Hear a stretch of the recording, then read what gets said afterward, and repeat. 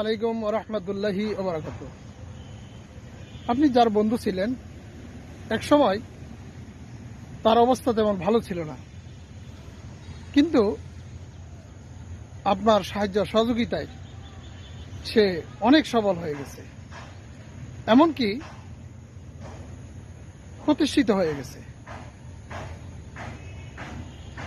জ্ঞানীগণ, মনীষীগণ, গুণীগণ তাদের বাসার থেকে আমরা জানতে পারি যে মানুষ যখন প্রতিষ্ঠিত হয়ে যায় তখন তার কাছ থেকে যেটি পাওয়া যায় সেটি হলো আসল চরিত্র। তাই আসুন আমরা ভালো করে মানুষ চিনে নেই, তারপরে তাকে আপন বা বন্ধু হিসাবে গ্রহণ করি।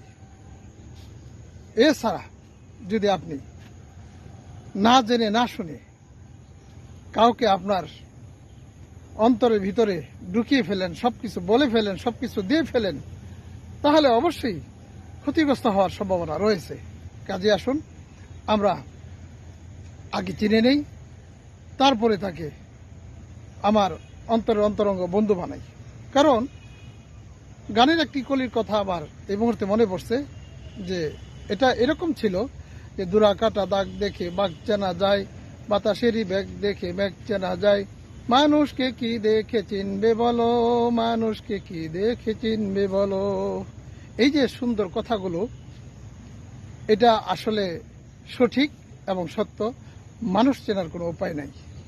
যদি আল্লাহ পাক আপনার ভাগ্য ভালো রাখেন, আপনার নসিব ভালো রাখেন, তাইলে আপনি ভালো মানুষের দেখা মিলবে, ভালো মানুষের বন্ধুত্ব আপনি সাহচর্য পাবেন, বন্ধু হিসাবে পাবেন।